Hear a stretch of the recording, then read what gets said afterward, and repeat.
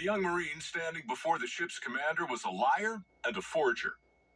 Happily, the commander didn't know that. On the downside, this Marine was also a deserter and a stowaway, both of which the commander understood all too well. Now let me get this straight, son. You left your unit in Hawaii a month ago. Just walked off base without a word to anybody? Yes, sir. What's your full name? Private First Class Jack Lucas. Wrong, the commander snapped. You're not a PFC anymore. Your commanding officer busted you back to private right before he put a bounty on your head. You're a deserter, son. A demoted deserter. And you are in a world of trouble. The young man looked straight ahead as the commander took a final drag off his cigarette and stubbed it out. And now you're telling me you've stowed away on my ship because you want to fight on Iwo Jima? Yes, sir. And why in the hell would you want to do that?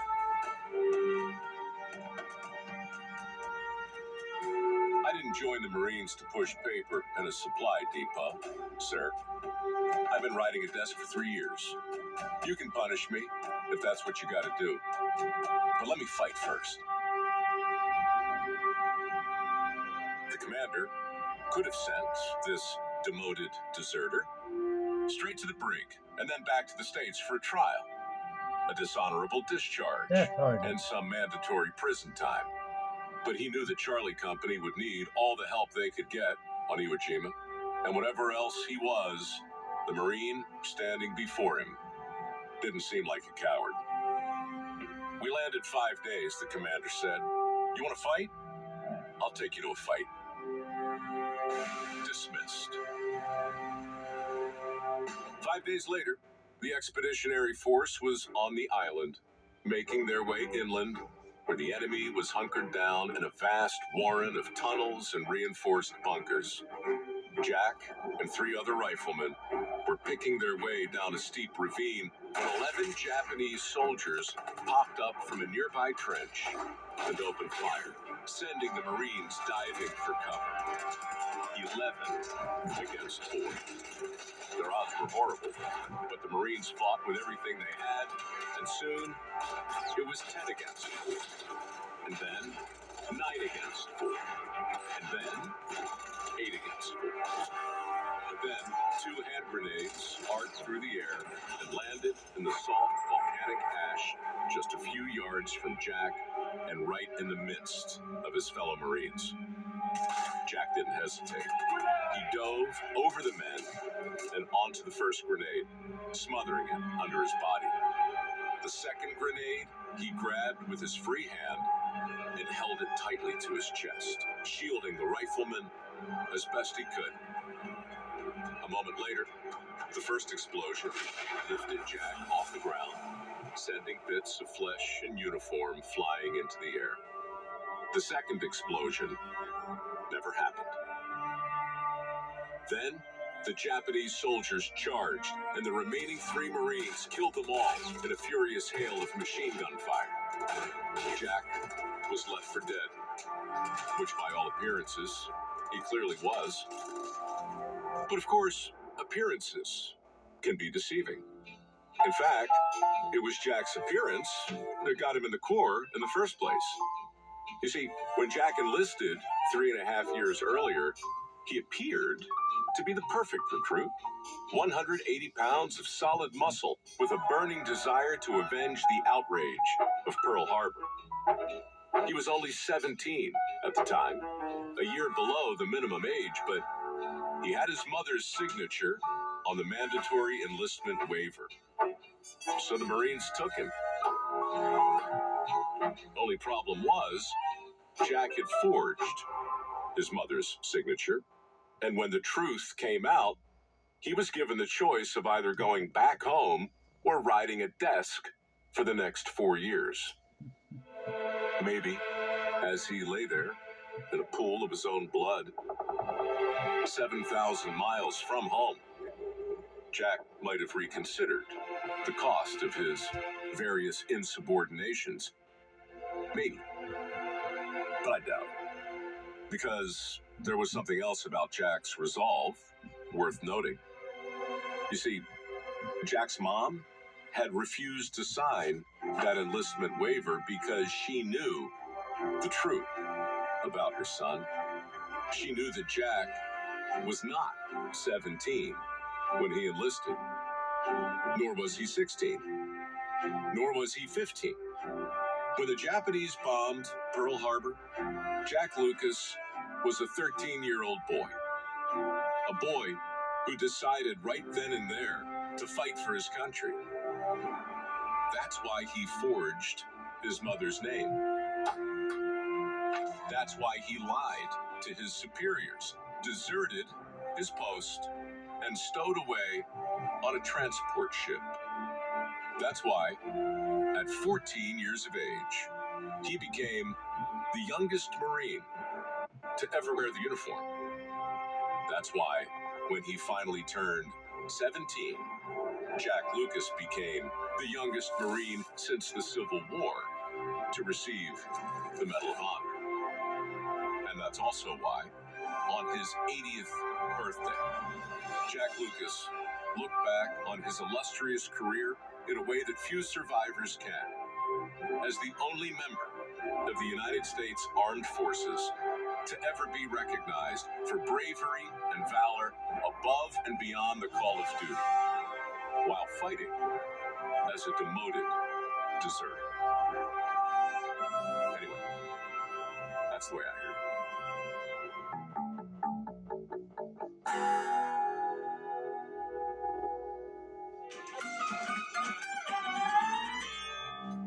That is a legitimate tear in my left eye. You got me. I made him cry. You got me on that one. I got myself a little bit too. That was good. Wow. It's such a good story. Wow. It's just such a daggone good story. It just, I hope it's the kind of story we hear more of. I wish we heard more stories like this. Well, what's the story behind the story? I mean, let's kind of, it's an amazing story, obviously, and we're thrilled to be featuring it, but how did you find this? I think I stumbled across an article about his birthday. I think he was turning, I don't know, however old he was. And there was just a passing mention that he had lied his way into the Corps when he was 14. And I think the question I asked myself was, what were you doing when you were 14? Mm-hmm. And the answer was like, I playing capture the flag and British Bulldog and wearing the Boy Scout uniform. Very different uniform, you know.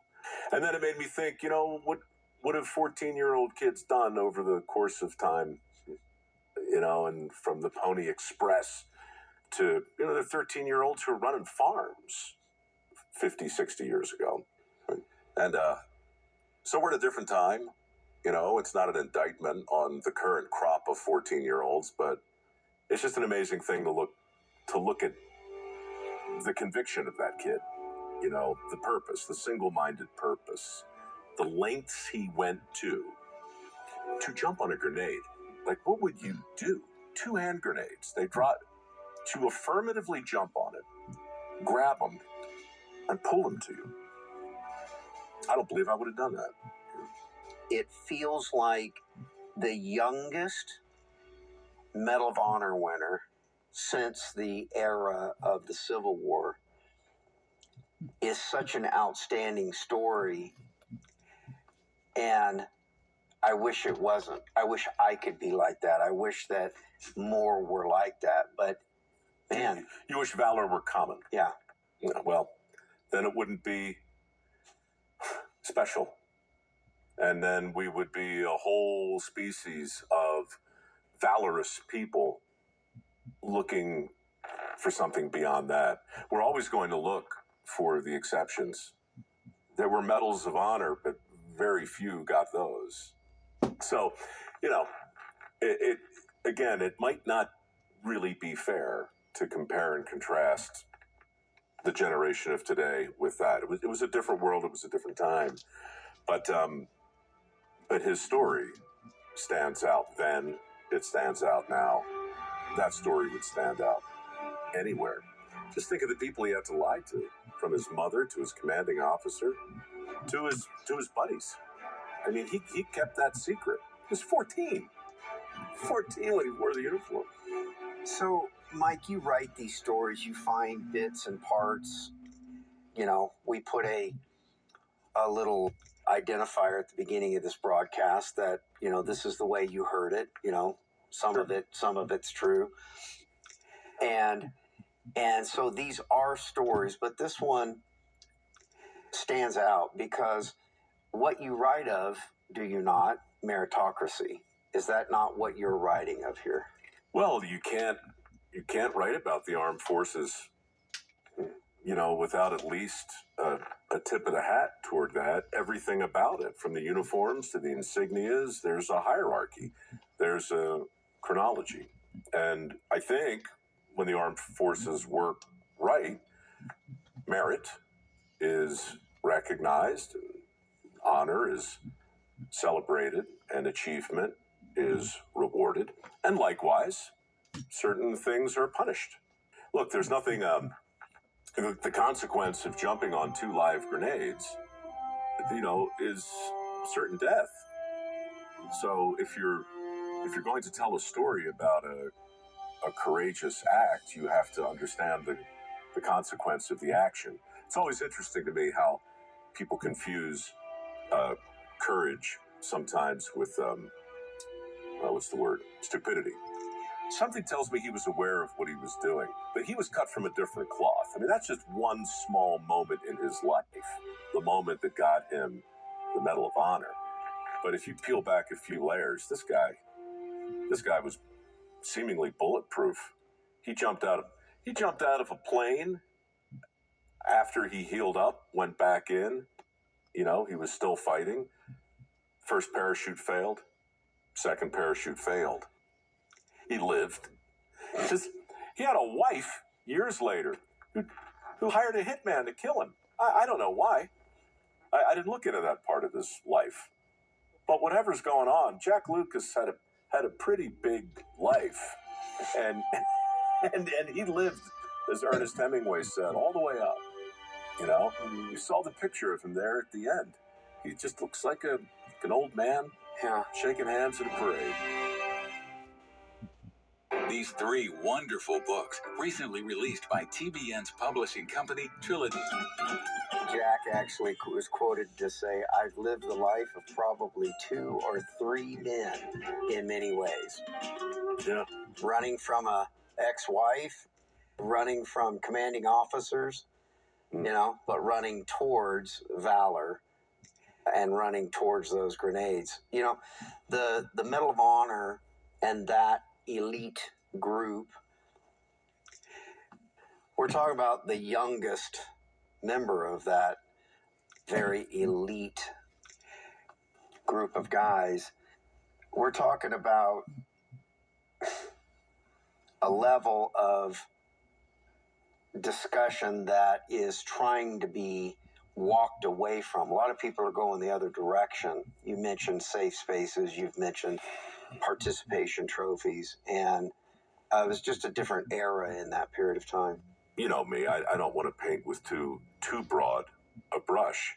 I could probably make a pretty persuasive case that said, what happened in this society? How did Jack Lucas worm his way through the cracks? How did a 13, 14-year-old kid get into the Marine Corps?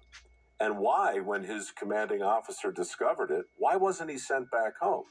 They let him ride a desk instead. And then when he stows away on a transport ship, why don't they throw him in the brig? Why do they, I mean, so in a way, like, we had these rules in place and we had these expectations, but we all sort of knew that the stakes were so terribly high, and the world was in such a state of uncertainty, and we needed men and women who were prepared to go around the rules. My grandfather was quoted to say that a man of God and the will of God is immortal until God is finished with him.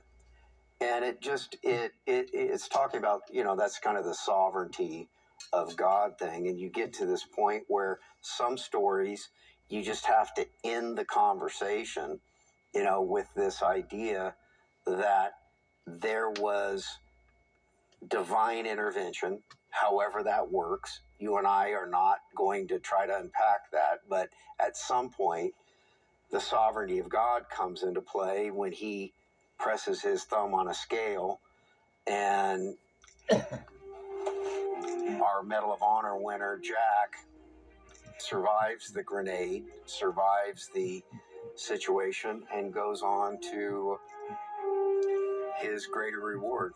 Right, right. And then, what, 4 decades, 5, 6 decades later, I read about it. And I write about it.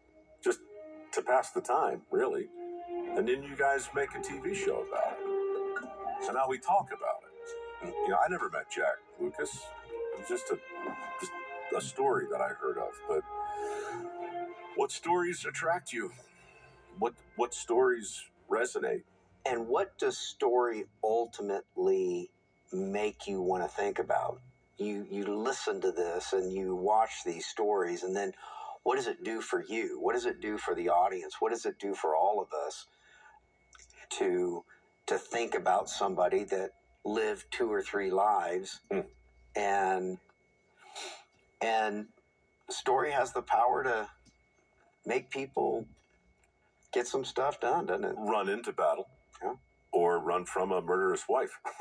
I mean, a lot. Mostly, I think, you know, I think to inspire. And sometimes I think, at least for me, a lot of these tales are cautionary. Right? Some of them, I suppose, are inspirational. I hope they are. But, you know, they're kind of my version of the Twilight Zone a little bit. Because it could have gone very differently for Jack. You know, that second grenade goes off, obviously. I can't believe he survived the first one. Mm-hmm. Did you read about the wound? There's 20. Yeah. I mean, he's just torn to pieces. 20-something surgeries to repair him. Yeah. So, you know, I've said to you before, it's a story is like it's like a pitcher with the ball. He's in total control. You know, he leans back, he grips it tight, he decides maybe a sinker, maybe a screwball, maybe a slider, maybe a changeup, maybe a fastball, whatever it is, makes his decision and lets it go. And then it's just out of his hands. There's nothing you can do. The story now is out there. And maybe you look at a story like this and you're a parent, you say, I am never going to let my kid put himself in such mortal peril. I'm never going to let this happen. I'm never going to. Maybe society hears these stories and closes ranks and we take more care. Or maybe we hear it and we say, man, thank goodness there are people out there who don't adhere to the letter of every rule all of the time.